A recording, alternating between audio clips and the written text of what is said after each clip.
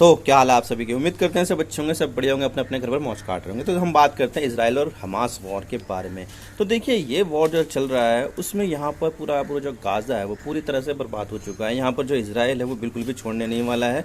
Hamas के लिए यहाँ पर जगह जगह पर यहाँ पर छापेमारी की जा रही है। यहाँ तक कि जो अस्पताल है वहाँ पर भी बमबारी की जा रही है, गोलीबारी की जा रही है। और जो भी अस्पताल वगैरह है जहाँ पर बहुत सारे लोग मारे जा रहे हैं और वहाँ पर बिजली नहीं है, पानी नहीं है, जो मेडिकल फैसिलिटी है वो सारी की सारी जो बिजली ना होने की वजह से ख़राब हो गई है, और खाने पीने का सामान वहाँ पर है नहीं है। तो ये सब चीज़ें देखते हुए यहाँ पर जो इजराइल है वो बहुत ही ज़्यादा एक कड़ा स्टैंस ले रहा है और यहाँ पर किसी भी चीज़ को छोड़ नहीं रहा है। और बहुत सारे देश इस चीज़ की आलोचना भी कर रहे हैं। और इसी के साथ ही भारत के जो पीएम है नरेंद्र मोदी साहब, उन्होंने भी यहाँ पर ये चीज़ कह दी है कि भाई यहाँ पर आम लोगों की जान नहीं जानी चाहिए। तो यहाँ पर लगातार इसराइल के ऊपर दबाव बढ़ रहा है, लेकिन इसराइल इस सब चीज़ों की परवाह बिल्कुल भी नहीं कर रहा। और यहाँ पर लगातार हमास के ऊपर जो हंटिंग है उसके लिए वो की जा रही है। लगातार यहाँ पर गोलीबारी चल रही है और यहाँ पर हर दिन की तरह यहाँ पर दर्जनों सैकड़ों लोग मारे जा रहे हैं। और अभी तक यहाँ पर लगभग बताया जा रहा है कि 12,000 के आसपास यहाँ पर लोग मारे गए हैं फ़लस्तीन के, जिसमें से आधे से भी ज़्यादा बच्चे और महिलाएं हैं। तो ये चीज़ें काफ़ी ज़्यादा खतरनाक स्तर पर पहुंच गई है। और इसमें यहाँ पर जो इजराइल का जो सबसे ज़्यादा जो विरोध किया जा रहा है वो यहाँ पर मुस्लिम देशों की तरफ से किया जा रहा है।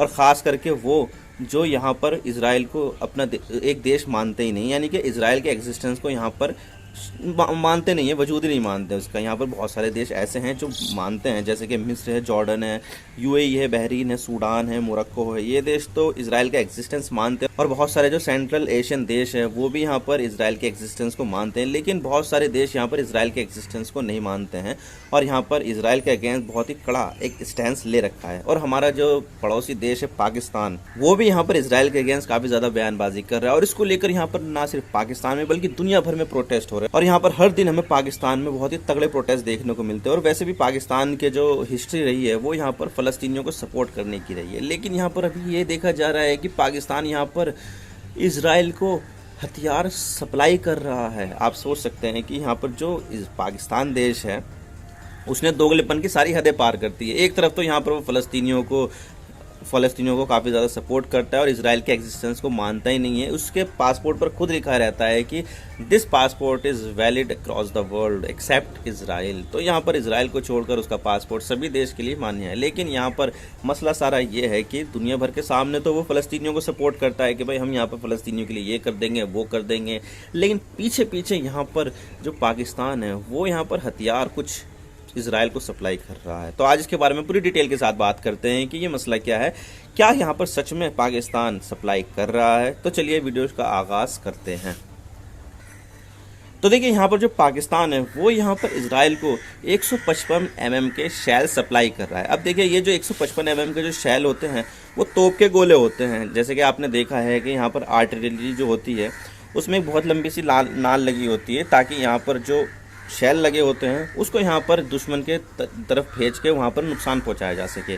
अब देखिए इसका जो साइज़ होता है, इसकी जो गोलाई होती है वो 155 mm होती है। तो 155 mm का जो शैल होता है वो यहाँ पर तोप के नीचे लगाया जाता है और इसको यहाँ पर फायर करके वहाँ पर फेंक दिया जाता है। अब देखिए यहाँ पर ये काफ़ी ज़्यादा ज़रूरी भी होता है, क्योंकि देखा जाए तो आप हवाई हमले करके किसी एक देश को बर्बाद तो कर सकते हो लेकिन उसके ऊपर कब्जा नहीं कर सकते हो।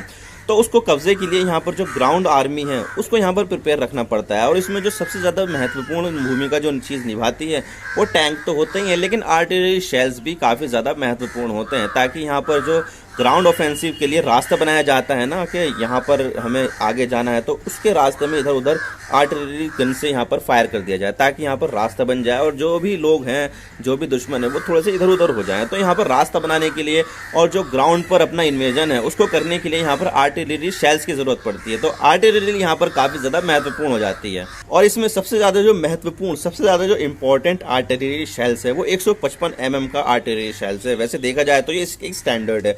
दुनिया भर के ज़्यादातर देश जो है वो 155 mm का आर्टिलरी शेल इस्तेमाल करते हैं, चाहे वो अमेरिका हो, ब्रिटेन हो, यूरोप के देश हो, मिडिल ईस्ट के देश हो, इजराइल हो, खास करके पाकिस्तान भी हो। पाकिस्तान भी यहाँ पर 155 mm का जो आर्टिलरी शेल्स है वो इस्तेमाल करता है। वैसे देखा जाए तो भारत यहाँ पर कई सारे दूसरे आर्टिलरी शेल इस्तेमाल करता है, चाहे 130 mm का हो, 102 mm का, 105 mm का, कुछ इस तरह के जो आर्टिलरी शेल्स है वो भारत इस्तेमाल करता है। लेकिन भारत की भी ये कोशिश है कि वो यहाँ पर 155 mm का जो आर्टिलरी शेल्स है वो यहाँ पर सप्लाई करे। अब देखिए यहाँ पर जो पाकिस्तान है वो यहाँ पर डायरेक्टली इसराइल को 155 mm का आर्टिलरी शेल्स नहीं भेज रहा है, बल्कि यहाँ पर वो कई सारी जो कंपनियां हैं अमेरिका की, ब्रिटेन की, उनके साथ कॉन्ट्रैक्ट कर रहा है कि भाई हमें यहाँ पर आपके 155 mm के आर्टिलरी शेल्स चाहिए। अब देखिए यहाँ पर इसराइल को भी काफ़ी ज़्यादा ज़रूरत पड़ गई है, क्योंकि देखा जाए तो जो गाज़ा है वहाँ पर उसने इतने ज़्यादा बम गिरा दिए हैं, इतने ज़्यादा आर्टिलरी शेल्स मार दिए हैं कि उसके पास यहाँ पर कमी पड़ गई है।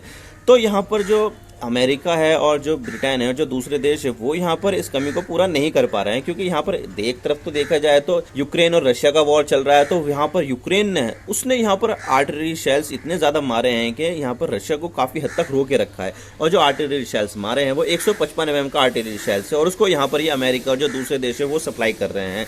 अब देखा जाए तो यहाँ पर जो 155 mm का आर्टिलरी शेल्स है वो कई सारे देश यहाँ पर प्रोड्यूस करते हैं, और पाकिस्तान भी यहाँ पर उनमें से एक देश है। तो यहाँ पर इन देशों को ज़रूरत हुई, और यहाँ पर ये देश जो है उन्होंने यहाँ पर पाकिस्तान को मना लिया कि भाई यहाँ पर आप हमें 155 mm का आर्टिलरी शेल्स प्रोवाइड करो, हम यहाँ पर आपको पैसे देंगे, और जो IMF का जो बेल आउट पैकेज है उसमें भी हम यहाँ पर आपकी हेल्प करेंगे। तो देखा जाए तो पाकिस्तान में इस समय फाइनेंशियल क्राइसिस चल रही है, और पाकिस्तान यहाँ पर बस कोलैप्स होने की कगार पर है कि यहाँ पर अगर उसको मदद नहीं मिली तो वो कोलैप्स कर जाएगा। तो वो यहाँ पर हर चीज़ें इस्तेमाल कर रहा है ताकि यहाँ पर उसके पास पैसा आ जाए।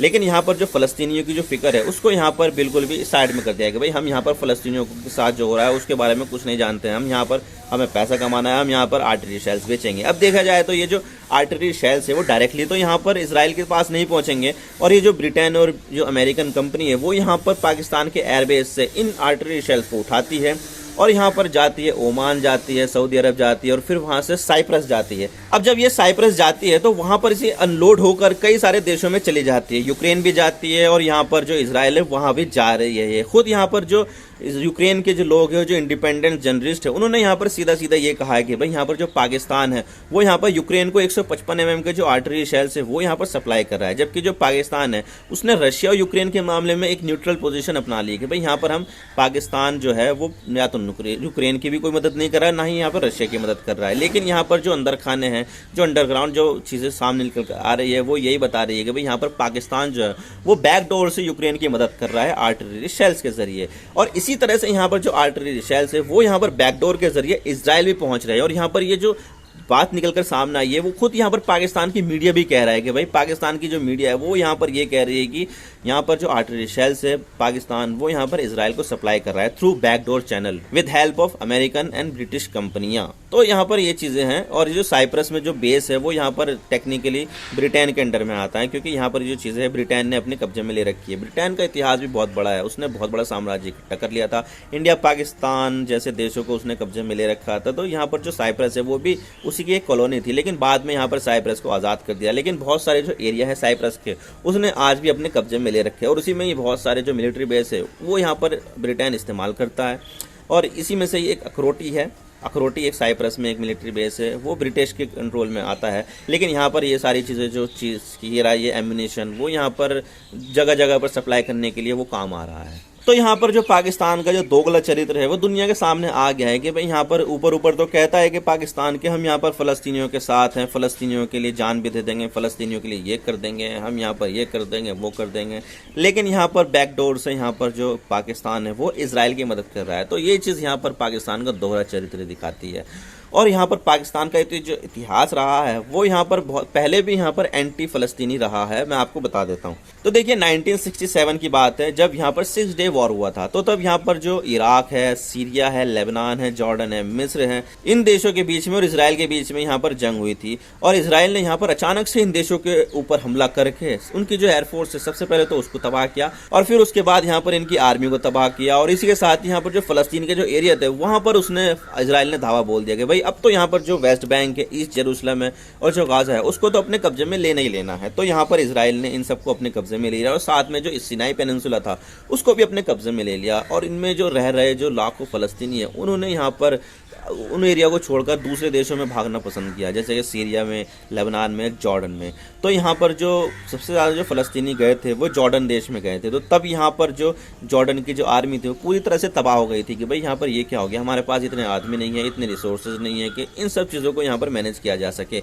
तो तब जॉर्डन के जो किंग मोहम्मद है उन्होंने यहाँ पर पाकिस्तान की मदद मांगी कि भाई यहाँ पर ऐसी ऐसी सिचुएशन आ गई है और हमें यहाँ पर आपकी आर्मी की मदद चाहिए। तो यहाँ पर तब पाकिस्तान की आर्मी जॉर्डन में आई थी। तो और जॉर्डन में जो फ़लस्तीनी जो भाग कर आए थे, जॉर्डन में, उनके ऊपर यहाँ पर हमले शुरू कर दिए, उनके ऊपर गोलियां चलाई है। तो यहाँ पर ये चीज़ थी जो एंटी फ़लस्तीनी थी और ये चीज़ की गई थी पाकिस्तान की आर्मी के ज़रिए। तो यहाँ पर जो पाकिस्तान का जो इतिहास रहा है वो ऐसा ही रहा है। यहाँ पर ऊपर ऊपर तो कहते हैं कि भाई हम यहाँ पर फ़लस्तीनियों की मदद कर रहे हैं, फ़लस्तीनियों को जब तक उनका देश नहीं मिल जाता तब तक हम यहाँ पर इजराइल को मान्यता नहीं देंगे। लेकिन यहाँ पर बैकडोर में बहुत सारी चीज़ें ऐसी हुई जो पाकिस्तान का जो दोहरा चरित्र है वो दिखाती है। और ऐसा नहीं है कि पाकिस्तान ने जो मदद की है इजराइल की वो पहली बार की है ना, पहली बार नहीं है ये, इससे पहले भी यहाँ पर कई बार यहाँ पर एक दूसरे देश जो है आपस में यहाँ पर मिल के काम किया है। जैसे कि यहाँ पर अफगानिस्तान में जब सोवियत यूनियन ने हमला कर दिया था और उसको अपने कब्जे में ले लिया था, तो तब यहाँ पर पाकिस्तान और इजराइल जो थे वो सोवियत जो यूनियन है उसके खिलाफ थे। तो दोनों ने यहाँ पर अपनी इंटेलिजेंस एजेंसी को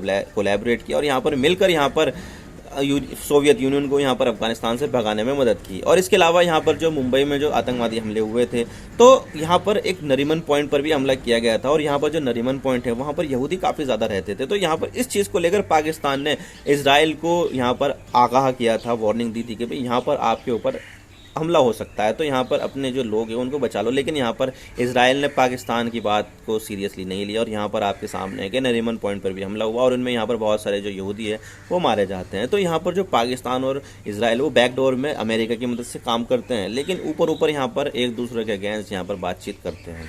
तो आई होप आपको सारी बातें समझ में आ गई होगी किस तरह से यहाँ पर जो पाकिस्तान है वो ऊपर ऊपर से तो कह रहा है कि यहाँ पर हम फ़लस्तीनियों के सपोर्ट कर रहे हैं, बहुत सारे यहाँ पर प्रोटेस्ट भी देखने को मिल रहे हैं, लेकिन यहाँ पर बैकडोर से पाकिस्तान यहाँ पर इजराइल को अपने जो शेल्स हैं वो सप्लाई कर रहा है। आई होप आपको सारी बातें समझ में आ गई होगी। अगर वीडियो थोड़ा सा भी पसंद आए तो लाइक कर देना वरना डिसलाइक कर देना, लेकिन चैनल को सब्सक्राइब जरूर कर देना। आपके एक सब्सक्रिप्शन से हमें आगे कॉन्टेंट बनाने की मोटिवेशन मिलती है।